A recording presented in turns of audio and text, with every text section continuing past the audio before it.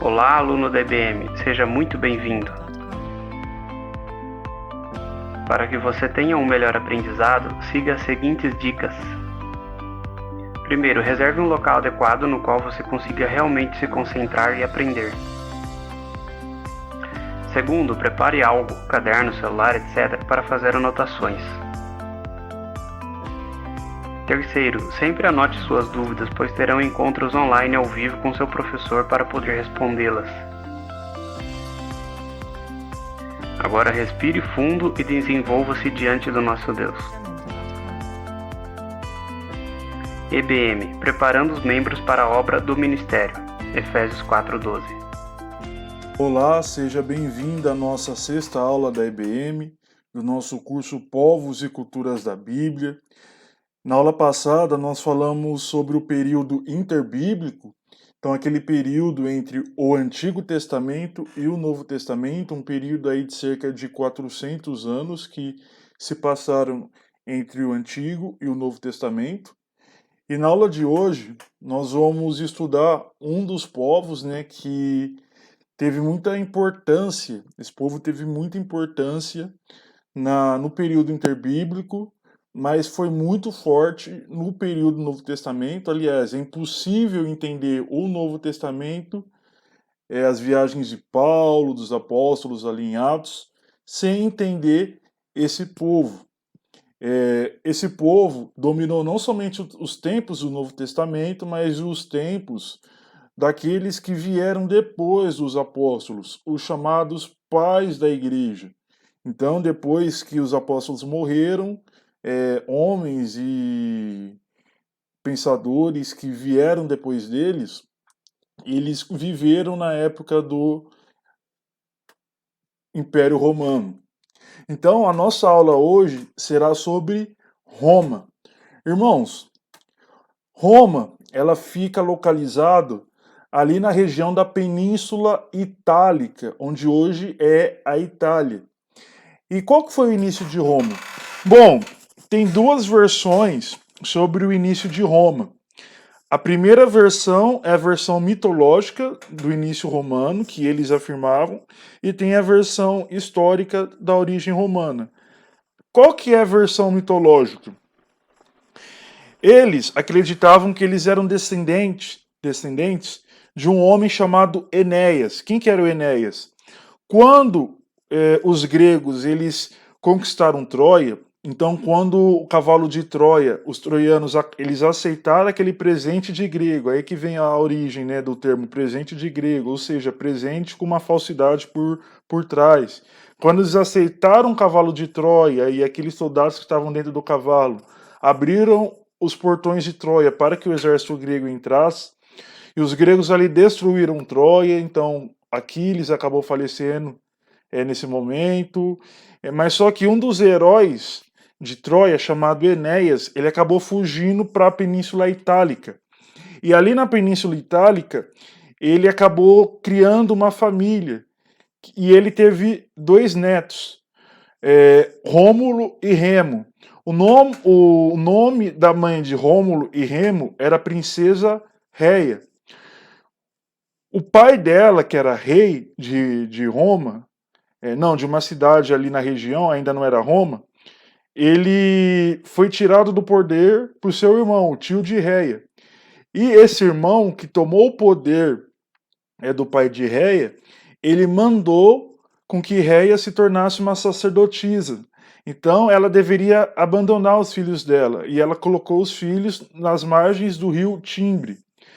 Depois, quando ela colocou os filhos nas margens do rio Timbre, os bebês estavam ali sozinhos quando uma loba, isso mesmo, uma loba, animal, encontrou aqueles meninos e amamentou-os.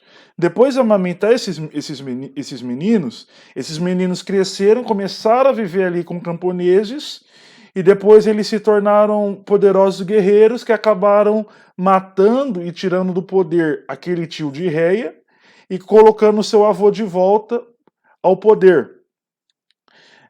Claro que essa é uma versão mitológica, a versão histórica da origem romana foi que ali tinha povos latinos, sabinos e gregos que viviam ali em aldeias, em pequenas cidades, E eles começaram a migrar para que hoje é Roma, né? Começaram a migrar, então, povos latinos, etruscos, gregos, sabinos, e essa migração desses povos deu origem à cidade de Roma, que foi fundada em cerca de 753 antes de Cristo.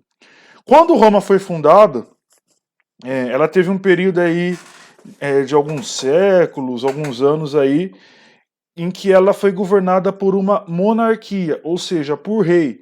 Esses reis, eles tinham um caráter sagrado.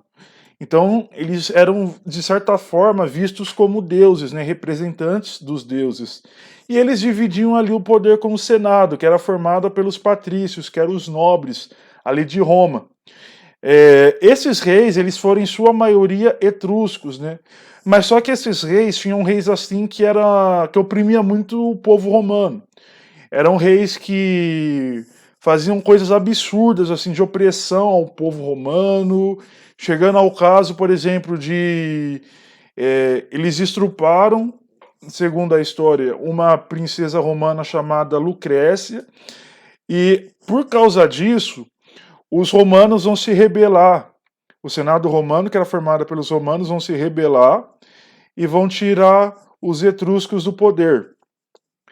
Mas só que para entender isso, nós precisamos entender como que era dividida a sociedade romana.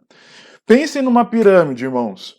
No topo dessa pirâmide estavam os patrícios. Quem eram os patrícios? Os nobres, aqueles que eram donos de grandes porções de terras, aqueles que tinham poder político em suas mãos. Abaixo desses patrícios estavam os plebeus. Quem eram os plebeus?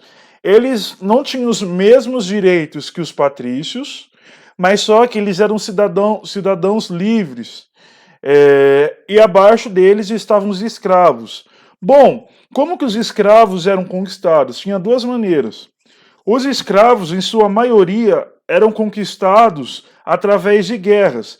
Então, Roma fazia guerras com outros povos e aqueles homens e mulheres que eram conquistados eram escravizados e eram vendidos como escravos ali em Roma.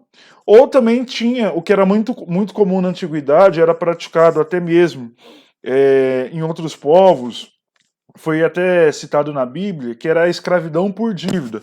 Ou seja, uma pessoa que estava devendo uma pessoa mais forte que ela, mais poderosa, e ela não tinha dinheiro para pagar, ela poderia vender a si mesma e sua família como escrava a essa pessoa até que o valor de trabalho dela lá fosse recompensasse a dívida dela, no caso, né? Então Roma era dividido entre patrícios no topo, plebeus e escravos. Aqui eu coloquei uma foto de satélite para vocês terem ideia. Então Roma ficava aqui na Península Itálica, onde está essa botinha aqui. Hoje é a Itália aqui, irmãos. Onde está toda essa botinha aqui é a Península Itálica. E Roma começou mais ou menos aqui, no centro aqui da Península Itálica. Depois ela foi se expandindo por toda a península, aumentando seu território. Lembrando que Roma começou como uma cidade-estado, ou seja, uma cidade independente, com seu próprio governo, suas próprias leis, depois que ela foi expandindo o seu território, primeiramente aqui na região da Península Itálica. Depois, quando esses patrícios se rebelaram contra o rei etrusco e tiraram ele do poder, como eu disse lá, aquele caso da princesa Lucrécia, tudo, eles vão dar início a um período chamado República Romana. Como que era caracterizado essa República Romana? Tinha um caráter oligárquico. O que significa a palavra oligarquia? No grego, significa governo da minoria. E quem era essa minoria que governava Roma? Era a elite patrícia, ou seja, os nobres, aqueles possuidores de grandes porções de terra. E para contornar aí algumas situações, eles dividiram o poder da seguinte maneira. Tinham os cônsules. Quem eram os cônsules?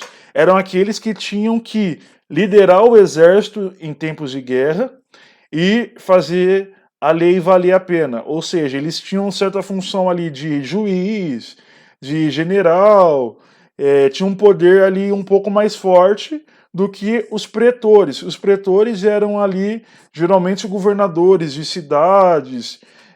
Pilatos na Bíblia ele era um tipo de pretor, por exemplo. Eram aqueles que julgavam alguns casos menores, assim por diante. E também tinha a Assembleia Popular, que era para votar leis, para votar algumas medidas que o governo deveria tomar. Então, essa Assembleia Popular tinha participação da plebe. Claro que os patrícios eles não viam essa Assembleia Popular com bons olhos. O que vai acontecer? Vai ter ali uma rincha entre a plebe e os patrícios. Tanto que quem era patrício não podia se casar com uma plebeia. Assim por diante, não podia ter esse casamento entre classes. Mas só que isso vai mudar com a lei das 12 tábuas, que é a base do direito romano. Essa lei deu mais direito aos plebeus e a partir daí eles puderam se casar, puderam fazer casamento entre plebeus e patrícios. Os plebeus começaram a ter um pouco mais poder político. Então, essa lei das 12 tábuas vai ser uma grande conquista para a plebe de Roma. Esse período também teve um acontecimento muito importante, que foram as guerras púnicas. As guerras púnicas, irmãos, eu coloquei aqui no mapa, foi uma guerra entre Roma, então aqui em vermelho Roma, e Cartago, aqui no norte da África, que está em roxo. Irmãos, lembrando que Cartago era uma cidade fenícia, nós vimos em nossa primeira aula. Era uma cidade-estado fenícia muito poderosa, poderosa comerciante, tinha um exército muito forte. E Roma começou a se expandir tanto que queria ter influência sobre essa região aqui no sul da Itália, chamada Siracuse. Mas só que essa região tinha uma forte influência de Cartago. O que vai acontecer? Essas duas cidades-estados, né? Aqui Roma já muito maior do que em seu início, então já tinha conquistado toda essa parte em vermelho, vão entrar em confronto. Bom, essas guerras púnicas duraram anos, né? O general mais famoso dos cartaginenses foi o grande general Aníbal. Um grande feito dele foi ter colocado elefantes em batalha. Ele chegou até mesmo aos portões de Roma. Roma, irmãos, chegou perto de uma derrota humilhante. Ela foi derrotada em algumas batalhas, mas chegou perto assim de ser derrotada em definitivo pelo grande general Aníbal. Mas o que vai acontecer? Os romanos conseguiram ali fazer um contra-ataque, conseguiram dar a volta por cima e acabaram invadindo Cartago e conquistando todo o norte da África para fazer parte do Império Romano. Então essas guerras ficaram conhecidas como guerras púnicas, ou seja, púnicas vem de fênix, de fenícios, que era a maneira como os romanos chamavam os cartaginenses. E nesse período também, depois um pouco das guerras púnicas, a república vai entrar em declínio. Por quê? Porque vai ter muitos casos de corrupção. Vai ter muitos casos assim de cônsules corruptos, muitas guerras civis entre generais. Nesse tempo, os generais vão conseguir muitos poderes. Os soldados, as legiões vão ficar mais devotas ao general do que a Roma em si. Então, por causa disso, muitos generais vão querer tomar todo o poder para si, então vão acabar entrando em conflito. Então vão ter várias guerras civis, aumento dos impostos, gastos em guerras, como as guerras púnicas, mas depois principalmente essas guerras civis, o que vai causar uma instabilidade ali em Roma.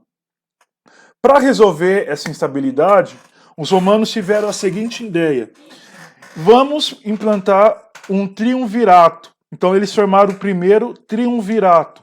Triunvirato significa governo de 3 líderes. Então o governo de Roma seria dividido entre 3 líderes que consultariam o Senado. Esses 3 líderes eles eram cônsules, né? Quem que eram esses 3 líderes? Pompeu, Júlio César e Crasso. O Pompeu, ele ficou ali em Roma. O Júlio César pegou suas legiões e foi para a região da Gália, onde hoje é a França. Ali ele entrou em confronto com os galeses. Asterix e Obelix, né, que tem um filme, desenho assim por diante, retrata um pouco esse período.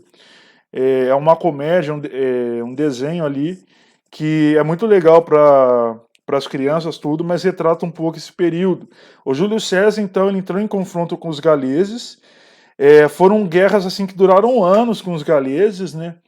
O Júlio César ele chegou a descrever os galeses como sendo mais fortes fisicamente do que os romanos. Que os soldados romanos eles eram de baixa, não baixa estatura, mas estatura mediana. Os galeses eram altos, fortes, tudo. E ele chegou a falar o terror que era lutar contra os gauleses no corpo a corpo. Mas só que apesar dos gauleses serem mais fortes, os romanos eram muito mais organizados, tinham um exército profissional.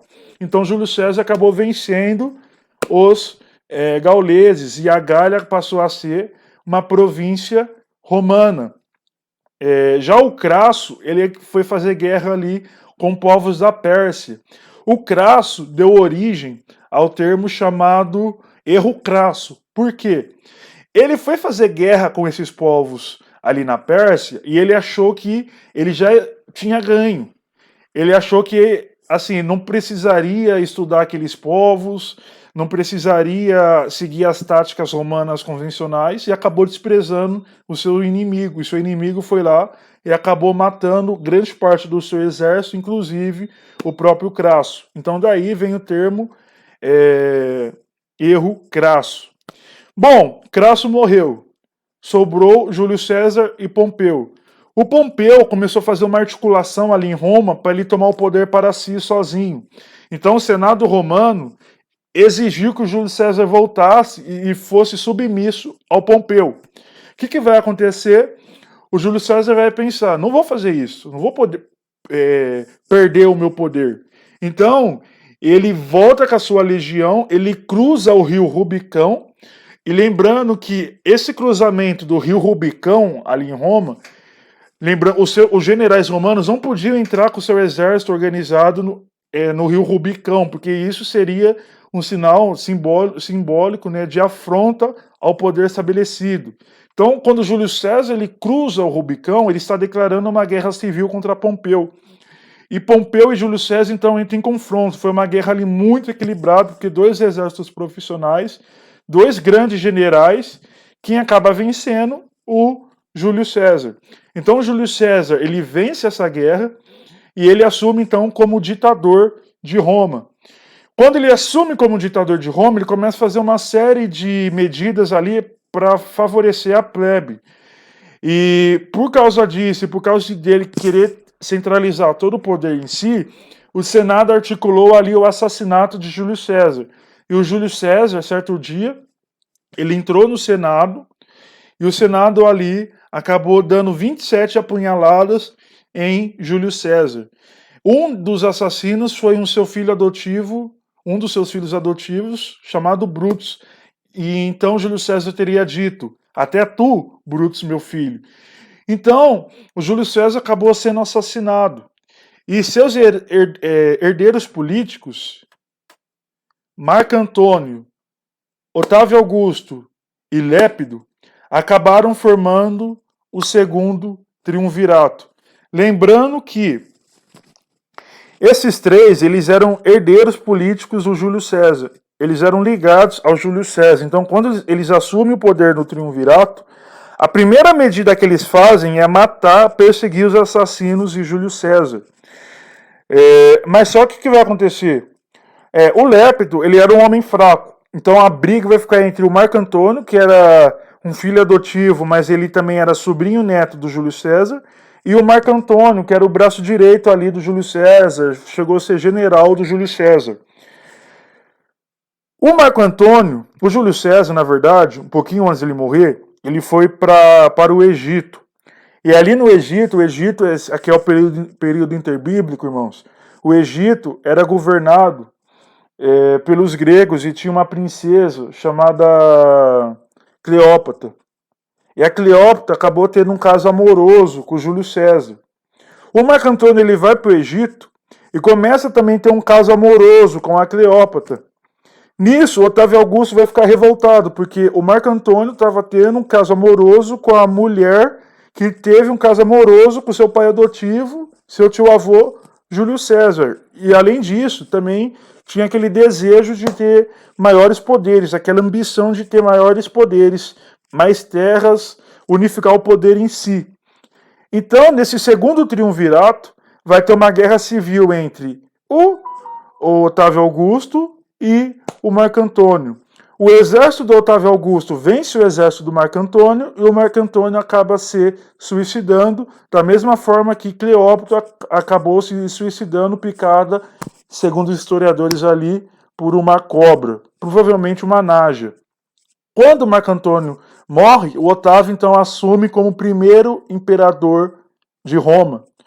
Então, o Otávio Augusto, ele dá início ao Império Romano. Nesse período, irmãos, nesse mapa aqui, no centro, em azul, está o Mar Mediterrâneo, que os romanos chamavam de Mare Nostrum, ou seja, nosso mar, porque eles dominavam tudo aqui. Toda essa região em vermelha, os romanos acabaram conquistando. Irmãos, aqui onde eu estou com a ponta do mouse, ficava a Judéia. Pompeu, lembrem da última aula, o Pompeu ele conquistou essa região anexando-a a Roma. Então, a Judéia passou a ser parte do Império Romano. Não somente a Judéia, mas toda a Ásia Menor, onde hoje é a Turquia, onde eu estou com a ponta do mouse aqui, Grécia, Espanha, Portugal, norte da África, Inglaterra. Lembrando que Londres, a capital da Inglaterra, era uma colônia romana chamada Londrinium. Então, foram os romanos que fundaram Londres. Então, olha o tamanho do Império Romano. Foi o maior império da antiguidade. Nenhum outro império foi maior e mais poderoso militarmente do que o Império Romano.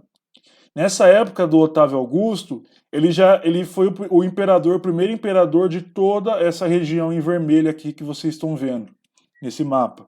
Bom, então o Otávio Augusto, mencionado na Bíblia, ali no Evangelho de Lucas, que fala que no governo de Otávio Augusto, ele promulgou um recenseamento, e nesse recenseamento ali, o Quirino era governador da Judéia, e começa a falar, que já preparando a narrativa ali para o nascimento de Jesus. Então Otávio Augusto, ele era o imperador quando Maria e José receberam a notícia de Jesus, que Jesus iria nascer. Quando Jesus nasceu, Otávio Augusto era o imperador. Nesse período, irmãos, Roma vai se envolver em poucas guerras. Vai ter guerras, né, como a famosa Batalha de Teutoburgo. Tem uma série na Netflix, uma série alemã chamada Bárbaros,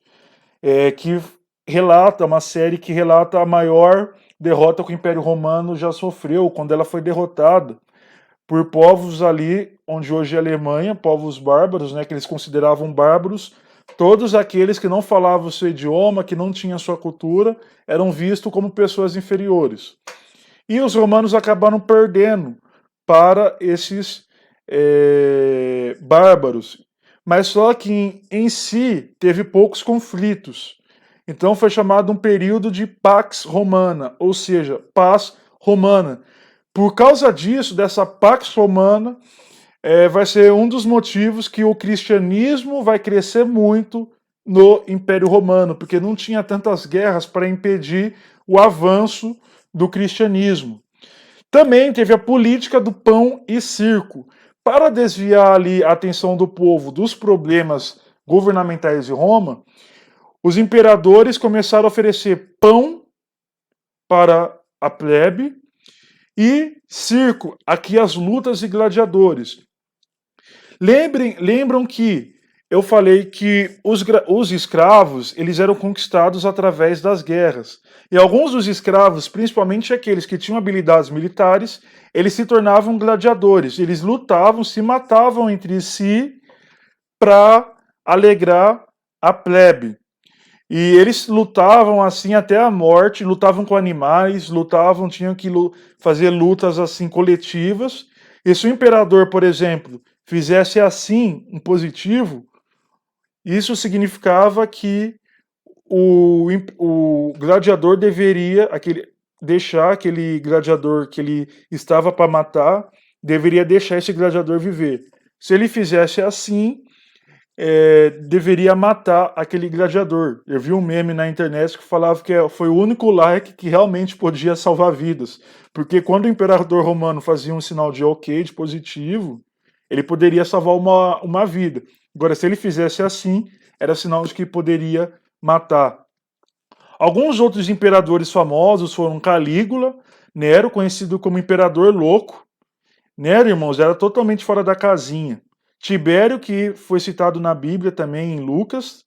Adriano, que foi o que começou a chamar a Judéia de Palestina para humilhar os judeus, porque os judeus eles estavam se rebelando ali depois da queda de Jerusalém em 70 depois de Cristo. Muitos movimentos judaicos começaram a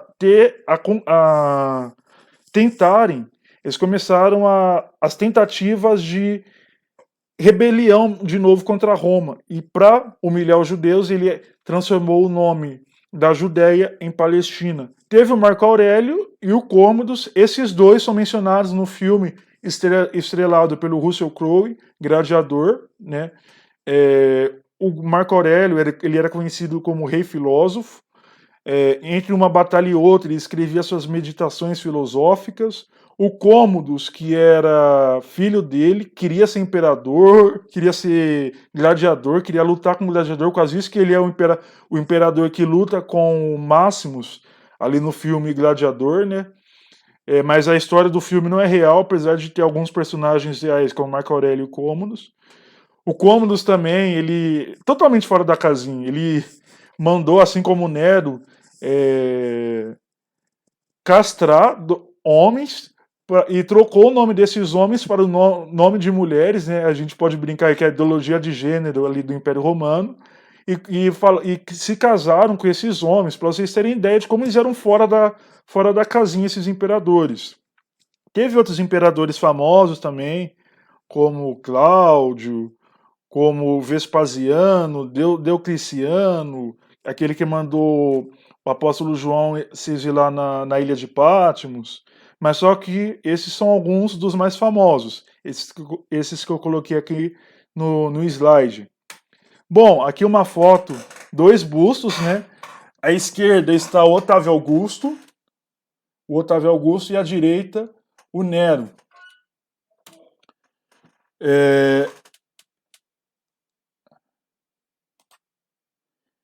Irmãos, mas antes também do que eu queria falar do Nero, é que o Nero, ele assumiu o reinado dele de uma maneira muito insana.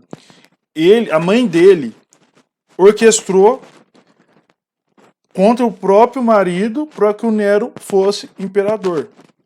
Mas o Nero, quando ele assume o trono, ele sente que qualquer um poderia tomar o poder dele, então ele manda matar a mãe dele. Daí ele vai se casando com várias mulheres e tinha uma vida assim totalmente promíscua sexualmente. Não somente ele, mas o mais moderado ali era o Otávio Augusto. O resto era tudo fora da casinha. Por causa disso que Paulo escreve muito, Romanos 1, que eles eram assim, homens, desde o Júlio César, eles eram homens assim que tinha relações com qualquer pessoa. Eles não tinham limites, assim, se fosse mulher, homem, qualquer coisa. Pedofilia era muito praticado nessa época. O cristianismo que vai acabar com isso. Mas o Nero, ele manda matar as esposas dele também, as amantes, generais. Ele era um homem totalmente fora da casinha. E nós vamos falar mais sobre ele daqui a pouquinho. E como que era a cultura romana? A religião romana era uma religião politeísta, ou seja, adorava vários deuses, mas só que na medida em que Roma começou a conquistar outros territórios, ela começou a absorver a religião desses povos conquistados. Então vai ter cultos vindos ali do Oriente, culto a Mitra, religiões esotéricas, culto ao imperador,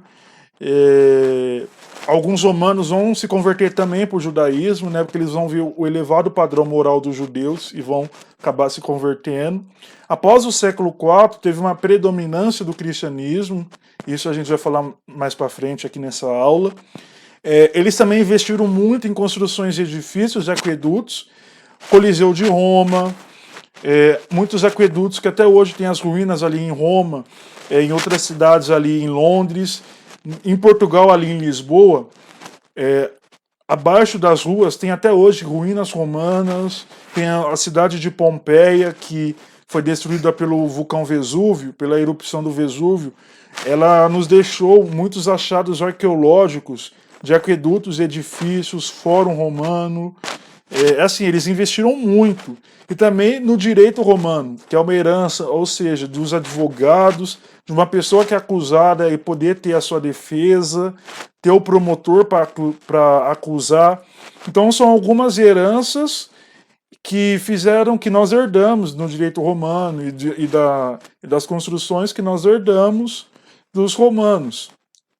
Até mesmo a nossa língua nós herdamos dos romanos, né, porque o português é filha do latim, assim como o francês, o italiano, o romeno, são filhas do latim, que era a língua que os romanos falavam a maior parte do império, mas eles também falavam muito o grego, né, tanto que o Novo Testamento foi escrito em grego.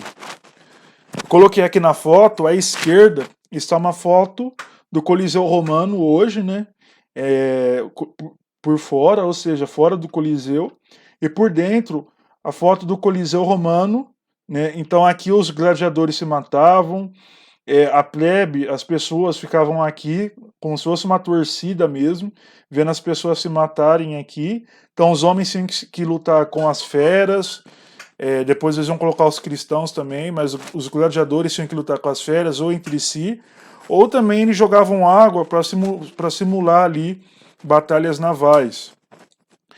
Uma outra construção romana que até hoje está de pé e vai ser assim um agir de Deus mesmo, foram essas estradas romanas. Por quê? Por causa dessas estradas romanas, que facilitou muito a locomoção por cavalo e viagens a pé, o cristianismo ele foi se expandindo por todo o Império Romano. Então o apóstolo Paulo, em suas viagens ali em Atos, ele andava por essas estradas. Os mensageiros que entregaram as cartas que Paulo e os outros apóstolos, João, Pedro e Tiago escreveram, andaram por essas estradas, porque eles iam de uma cidade a outra escrever para levar uma carta ou algumas reclamações das igrejas locais. Então eles iam por essas estradas, iam por barcos, assim por diante. Então facilitou muito essas estradas que foram construídas principalmente ali no período da Pax Romana, que também acabou ajudando a expansão do cristianismo. Bom, no Império Romano, agora já falando mais propriamente do cristianismo, o cristianismo, irmãos, surgiu então com Jesus morrendo e ressuscitando ali em Jerusalém. Em Atos 2 tinha o evento do Pentecostes, né, quando o Espírito Santo vem, e Pedro faz a sua primeira pregação e quase 2.000 almas acabam recebendo o evangelho.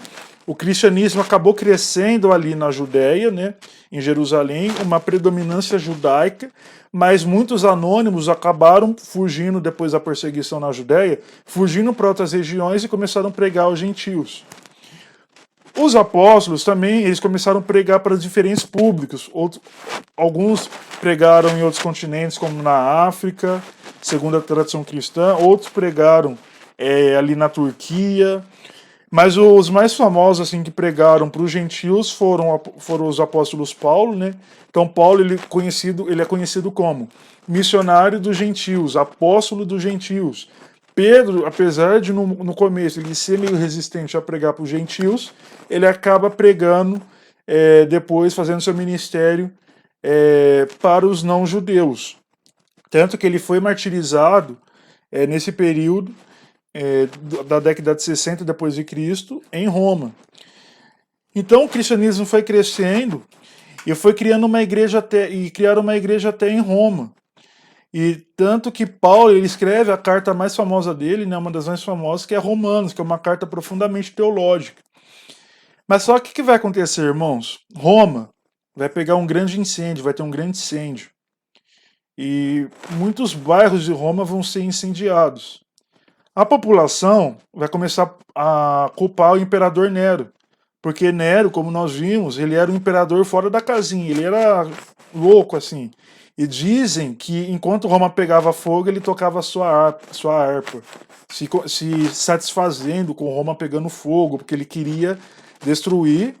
Eles acusaram Nero porque Nero queria destruir alguns bairros para construir mais edifícios públicos. E quando ele é acusado, o que vai acontecer? Ele viu que os bairros em que os cristãos moravam não foram atingidos pelo incêndio. Então o que ele vai fazer? Vai culpar os cristãos. Então os cristãos eles começaram a ser perseguidos, começaram a ser martirizados, queimados, fizeram assim, começaram a pendurar os cristãos em postes e fazer como se fossem tochas humanas. Eles eram amarrados e incendiados. Um filme para vocês entenderem isso daí que retrata muito bem isso, tem na Netflix, é o filme do apóstolo Paulo, Paulo, o apóstolo de Cristo. É um filme que não é demorado, não é longo, é um filme bom para entender um pouco o que foi essa perseguição de Nero. Nesse período, o apóstolo Pedro ele foi crucificado de cabeça para baixo e Paulo também foi martirizado, decapitado, porque ele era cidadão romano. E como ele era cidadão romano, eles viam que a decapitação, que era uma morte rápida, era uma morte mais honrosa do que a crucificação. Então Pedro e Paulo foram mortos nesse período. Mas só que após a morte de Nero, as perseguições ao cristianismo se tornaram locais, ou seja, variava de região para região, às vezes em Roma, às vezes na Ásia Menor, onde hoje é a Turquia, às vezes norte da África, assim por diante. Até que vai ter imperadores mais sanguinários que eles vão promover uma verdadeira chacina de cristãos. Então eles vão perseguir cristãos em todo o Império Romano. E, assim, os cristãos eles também eram perseguidos porque eles eram vistos como ateus no Império Romano. Lembrem-se que Roma era politeísta. Além de ser politeísta, de adorar vários deuses, eles eram sincréticos. Não muito diferente da religião brasileira hoje, né? Que a pessoa fala que é católica, adora os orixás, adora Buda, assim por diante. Era a mesma coisa os romanos. Eles eram politeístas, adoravam os deuses ali, os mesmos deuses que os gregos, que eles apenas trocaram de nome. Então Zeus passou a se chamar Júpiter, Baco se tornou Dionísio, assim por diante, que era o deus do vinho. Então, como os cristãos adoram um Deus que é espírito, né? Porque 1 João 4 fala que Deus é espírito, e que Jesus ele ascendeu ao céu, um Deus invisível. Então eles eram vistos como ateus. Além disso, eles eram vistos como canibais. Por quê? Porque os romanos, quando ouviam falar que os cristãos se reuniam para comer do corpo e tomar do cálice, do sangue, eles interpretavam isso literalmente. Então eles achavam que os cristãos estavam comendo um ao outro, assim, bebendo o sangue um do outro, comendo da carne um do outro. Também incestuosos. Por quê? Porque o irmão que casa com a irmã, mas não de fato literal aqui, de filhos e pais biológicos, mas o irmão, né, que é a nossa linguagem hoje. O irmão, ou seja, uma pessoa de uma mesma comunidade que casa com uma moça que é da comunidade dele, ou seja, que é da mesma igreja.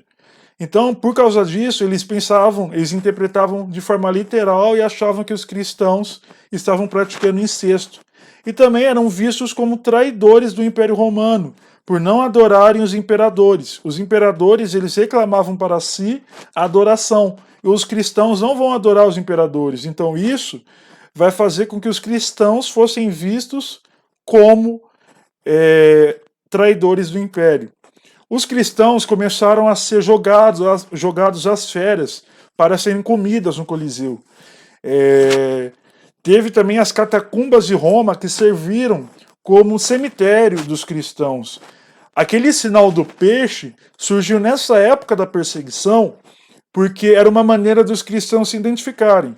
Quando uma pessoa chegava e fazia metade do sinal e a outra complementava, era um sinal de que aquelas duas pessoas eram cristãs e poderiam confiar uma nas outras. Mas apesar de toda essa perseguição ao cristianismo, o cristianismo vai crescer, tanto que o pai da igreja, Tertuliano, no século II depois de Cristo, ele vai afirmar o seguinte: o sangue dos mártires é a semente da igreja. Por quê? Porque quanto mais Roma matava os cristãos, mais os cristãos prosperavam, assim, cresciam o número de convertidos. Muitos soldados que matavam os cristãos, ao verem os testemunhos, os testemunhos das pessoas que eles estavam matando, acabavam se convertendo. Então, assim, é o que Jesus falou: as portas do Hades, do inferno, não prevalecerão contra a igreja. Quanto mais o cristianismo for perseguido, e quanto mais ele é perseguido, até mesmo hoje, mais o cristianismo irá crescer. Então, o sangue dos mártires é a semente da igreja. E o cristianismo acabou crescendo tanto que ele acabou se tornando a religião oficial do Império Romano. Em 313 vai ter o imperador Constantino. Ele era um imperador pagão. Eu acredito que ele não se converteu de verdade. Por quê? Porque até a morte dele, ele adorava o deus Sol, né? Ele adorava... Não era Saturno, me fugiu agora o nome do deus que ele adorava, mas que era considerado o deus Sol. Mas só que em 313, um pouquinho antes, ele acabou com a perseguição ao cristianismo. E ele começou a falar que ele era cristão, porque a mãe dele teve um sonho que ele deveria fazer cruzes em sua armadura. E no sonho falava assim, que com esse sinal vencerás. E ele foi e venceu a batalha. Mas alguns historiadores acreditam que isso foi uma jogada política, porque o cristianismo estava crescendo tanto que ele viu que ele deveria jogar os cristãos para o seu lado. Mas ele só foi batizado no leito de morte. Até esse momento do leito de morte, ele adorava o deus Sol. O Império Romano ele vai entrar em crise. Por quê? Porque o território ele cresceu tanto que vai ser difícil o controle do Império Romano. Vai ser muito difícil controlar um território tão grande. Então isso vai gerar uma crise administrativa do Império Romano. Vai ter também uma crise escravista. Por quê? O que movia a economia romana eram os escravos que eram conquistados em guerras. Como diminuiu o número de guerras com outros povos, o número de escravos foi diminuindo e foram ficando mais caros. E esses escravos trabalhavam nos campos. Então teve uma grande crise alimentícia. O Império vai gastar muito também em obras públicas, em outras coisas como luxos imperadores, e isso vai gerar uma grande crise no Império Romano. Tanto que as pessoas vão sair das cidades e vão para os colonatos. O que eram os colonatos? Tinha as pessoas ali que eram donas de terras, né, que tinham terras, e elas chamavam pessoas para trabalhar em suas terras e, em troca, oferecia trabalho, né, e produtos para que essas pessoas trabalhassem em suas terras. Era uma espécie ali de fazendeiro que arrendava terras para essas pessoas trabalhar, e depois essas pessoas elas tinham ali os benefícios do seu trabalho.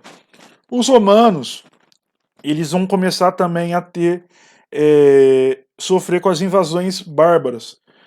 Os bárbaros que habitavam fora das fronteiras romanas, eles vão começar aos poucos a adentrar o Império Romano. Eles vão entrar em conflito com os romanos, alguns vão fazer alianças com os romanos, chegando até mesmo a lutar no exército romano, mas só que sucessivas ondas de tribos bárbaras vão começar aos poucos a invadir o Império Romano. Até que o Império Romano vai sucumbir diante das invasões bárbaras em 476 depois de Cristo. Mas antes de sucumbir, o que vai acontecer? O imperador chamado Teodósio, aí sim já se denominando cristão, ele vai tornar o cristianismo a religião oficial do Estado. Então, como o cristianismo é a religião oficial do Estado, todos deveriam ser cristãos, porque todos deveriam seguir a religião do imperador. Ele vai dividir o Império Romano em dois: capital do Ocidente em Roma e a capital do Oriente em Constantinopla, que foi fundada, tem esse nome por causa do Constantino. Essa divisão tinha ali objetivo de facilitar a administração do Império, mas só que o Império Romano do Ocidente não vai conseguir resistir e vai acabar caindo nas mãos dos bárbaros, né? E ele dividiu o Império da seguinte maneira: aqui, como vocês estão vendo no mapa, na parte esquerda está o Império Romano do Ocidente, toda essa parte verde aqui, ó, que vai cair em 476. Já a parte do Oriente, essa parte aqui à minha direita, que eu estou com a ponta do mouse, era o Império Romano do Oriente, com a capital em Bizâncio ou Constantinopla. Bizâncio porque era uma antiga colônia grega chamada Bizâncio. Depois Constantino mudou o nome para Constantinopla.